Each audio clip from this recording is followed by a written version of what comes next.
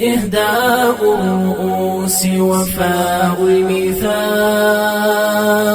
دماء القلوب. جلیبی رضی الله عنه په قد کشنی ګردی او درنګ بدرنګی چا به د بدرنګی څخه ورته کتل لانه د صحابه په منځ کې بدرنګه او هغه شکل الله رب العزت ورکړی و چې چا به په کتلو کې خوند نسوی پر اخیستلی.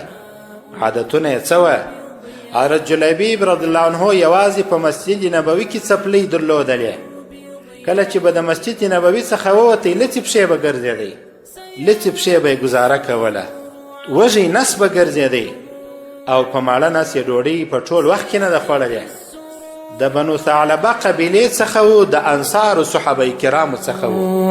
سيأتي السرور عقيب الدموع، سيأتي السرور عقيب.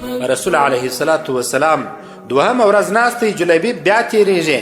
حضرت جلیبیب رضی الله عنه څخه پوښتنه کوي الا تتزوجو؟ ای جلیبیب واده نه کوې؟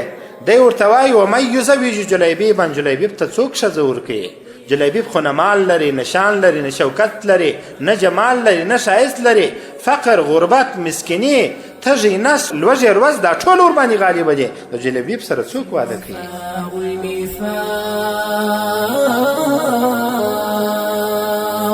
دماء القلوب ضياء الآفاق، دماء القلوب ضياء الآفاق. یو اواز کوونکی اعلان کوي وایي راووځه د الله رب العزت د رسول د غذا لپاره چې د رسول سره یو ځای غذا وکړو. حضرت جلیبی خپل لاسونه د خپلې دغې کوروالا څخه رایسته کوي او داسې وځي د کور څخه لکه تیر، لکه غشي چې د لندۍ څخه وځي. شراب الجنة بنقد الحياة، شراب الجنة رضاء الرحمن جزاء المشتاق.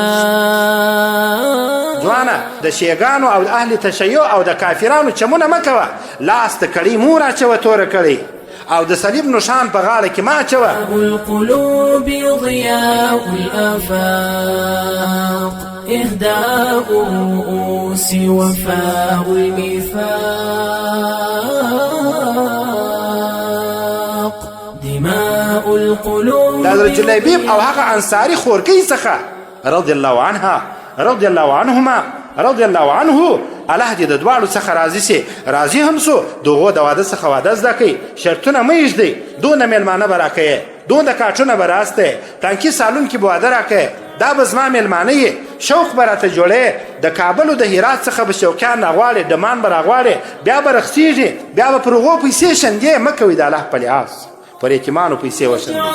كل قطرة الدم مصباح الدجا. ای پلاره، ای مشره، د خپل زوی، د خپلې لور، د خپلې کوروالا اخرت دې ور خراب کړي، د اخرت تاوان دې ور ورسوئ. الله دې ورته ناراضه کوي. د الله څخه لرې سولې، د مسجد د رحمت څخه لرې سولې، د قوم و د ملت و د اجتماع و د انسانیت و د اسلامیت و د ایمانیت د ټولۍ څخه د رحمت څخه دا انسانان لرې سوله. ولې د خدای په لحاظ د خپل فامیل او د خپلې کورنۍ خیال ساته. د اخرت په تاوان یې خوا نه بدی، خو که په دکان کې بیا تاوان ورسېدی، د زوی سره ټغرې وي، د زوی سره سر ماتوي، جنجال سره کوي، ان تر دې چې زوی د کوره پسې اخلي. ستمضي الظلم ويقدم النور. ای ښځو د حضرت جلیبیب د ښځې څخه ژوند زده کوي. که ستا خاوند، ستا پلار، ستا ورور د دین د خدمت دپاره تللی، خوا مه ځینې بدوه. ويقدم النور، ستمضي الظلم ويقدم النور. تفر الليالي لو جاء الإشراق، دماء القلوب ضياء الآفاق، دماء القلوب ضياء الآفاق، إهداء